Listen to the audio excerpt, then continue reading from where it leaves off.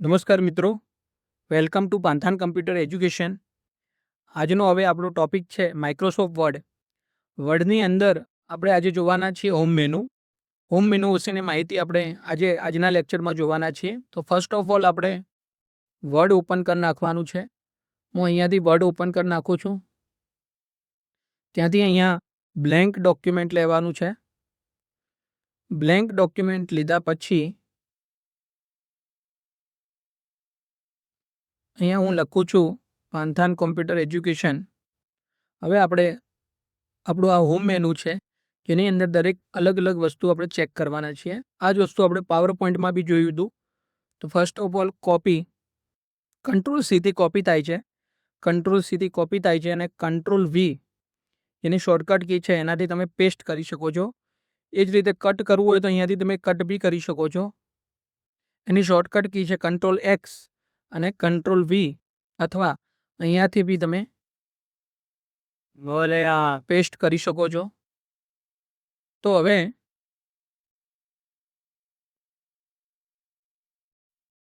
આપણે જોયું કે કટ, કોપી અને પેસ્ટ કઈ રીતે કરી શકીએ છીએ. તો અહીંયાથી તમે કંટ્રોલ સીથી કોપી, કંટ્રોલ વીથી પેસ્ટ અને કંટ્રોલ એક્સથી કટ અને કંટ્રોલ વીથી પેસ્ટ કરી શકો છો. એ જ રીતે તમે અહીંયાથી બી પેસ્ટ કરી શકો છો.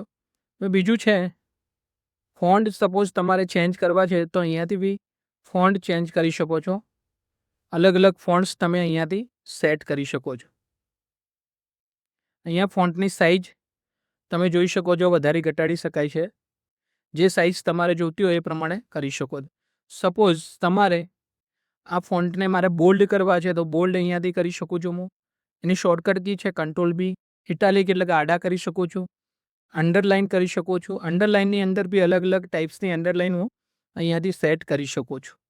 તો આ રીતે અંડરલાઇનનો કલર બી હું સેટ કરી શકું છું. સપોઝ ગ્રીન કલર કરવો હોય, કોઈ પણ કલર કરવો હોય તો બી તમે કરી શકો છો. હવે સપોઝ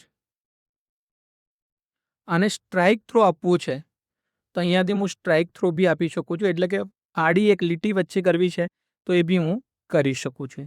સપોઝ મારે એક્સનો વર્ક કરવો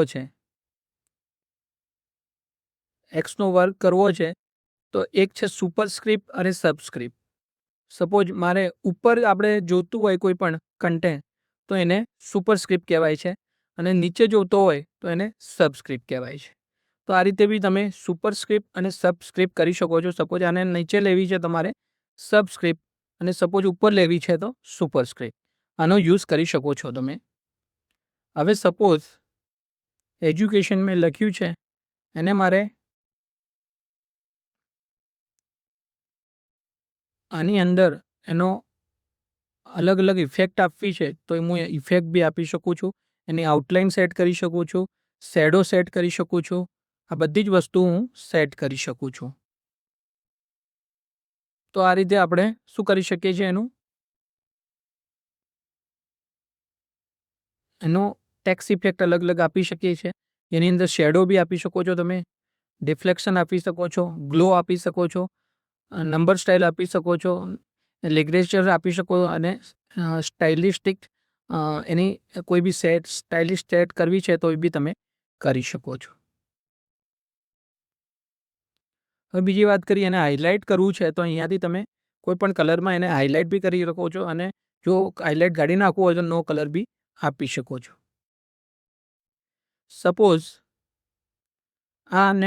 સપોઝ કોઈ બી વસ્તુ લખી છે મેં, એને મારે ફોન્ટ કલર આપવો છે તો અહીંયાથી હું કલર બી આપી શકું છું.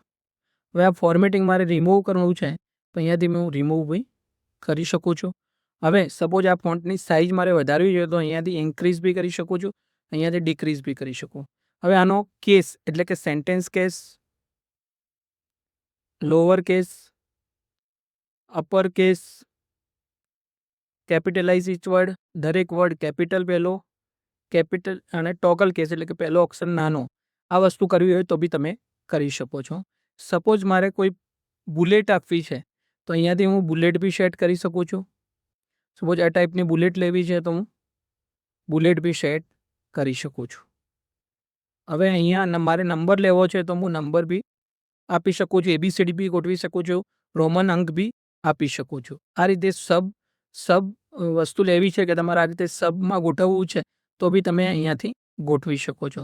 અહીંયાથી તમે એની ઇન્ડેન્ટ સેટ કરી શકો છો કે સપોઝ આ છે એની અંદર ઇન્ડેન્ટ આપવી છે તો અહીંયાથી ઇન્ડેન્ટ એટલે કે આગળ સ્પેસિંગ કેટલી છોડવી છે એ પ્રમાણે સ્પેસિંગ બી છોડી શકો છો. હવે સપોઝ ACDG આ લખ્યું છે મેં, આને મારે શોર્ટિંગ કરવું છે તો હું અહીંયાથી બી શોર્ટિંગ બી કરી શકું છું. એની અંદર એસેન્ડિંગ અને ડિસેન્ડિંગ, એસેન્ડિંગ એટલે કે ચડતો અને ઉતરતો ક્રમ, આ રીતે એસેન્ડિંગ અને ડિસેન્ડિંગ બી હું કરી શકું છું. ઉપરથી નીચે અથવા નીચેથી ઉપર, જે રીતે તમારે કરવું હોય એ રીતે તમે એસેન્ડિંગ ડિસેન્ડિંગ બી કરી શકો છો. હવે સપોઝ મારે અહીંયા કોઈ સિમ્બોલ મૂકવો છે કે કોઈ પોઈન્ટ આઉટ કરવું છે તો પેરેગ્રાફ માર્ક મૂકવો છે તો અહીંયાથી પેરેગ્રાફ માર્ક બી હું જ્યાં મૂકવું હોય ત્યાં તમે મૂકી શકો છો. સપોઝ પાંથાન કમ્પ્યુટર જે લખ્યું છે એની નીચે મારે border line, top border, bottom border, left border, right border, no border, all border કે જે બી આઉટસાઇડ બોર્ડર, જે બોર્ડર તમારે આપવી હોય એ તમે બોર્ડર બી અલગ અલગ આપી શકો છો. હવે અહીંયા તમે અલગ અલગ ટેમ્પલેટ્સ બી તમે સિલેક્ટ કરી શકો છો, જોઈ શકો છો કોઈ પણ ટેમ્પલેટ તમે એનું ફોર્મેટિંગ સેટ કરી શકો છો.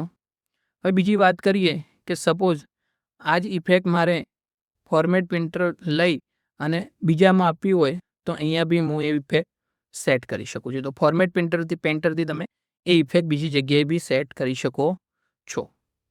હવે સપોઝ મારે કોઈ પણ અક્ષર ફાઇન્ડ કરવો છે તો કંટ્રોલ F, એની શોર્ટકટ કી છે કંટ્રોલ F. સપોઝ મારે એ ફાઇન્ડ કરવો છે તો એ ફાઇન્ડ કરી શકું છું, એની શોર્ટકટ કી છે કંટ્રોલ F.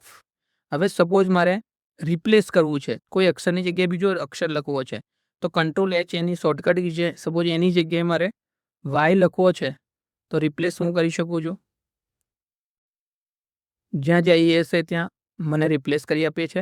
અથવા તમે રિપ્લેસ ઓલ કરો તો બધી જગ્યાએ તમને રિપ્લેસ કરી આપે છે. એની શોર્ટકટ કી છે કંટ્રોલ H. સપોઝ તમારે સિલેક્શન કરવું છે તો સિલેક્ટ ઓલથી બધું સિલેક્ટ કરી શકો છો, અથવા એની શોર્ટકટ કી છે કંટ્રોલ A. કંટ્રોલ એથી તમે બધું જ સિલેક્ટ કરી શકો છો. દેખી શકો છો તમે કંટ્રોલ એથી બધી વસ્તુઓ સિલેક્ટ બી કરી શકો છો. તો આ રીતે તમે સિલેક્શન બી કરી શકો છો.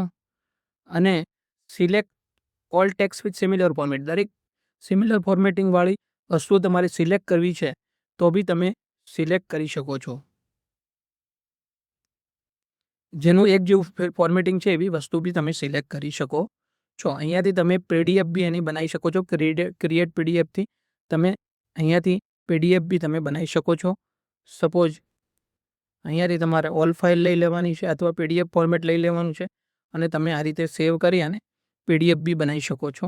અને એ PDF બી તમે બનાવ્યા પછી જુઓ એ PDF બી ઓપન થઈ રહી છે તો આ PDF બી તમે ઓપન કરી શકો છો.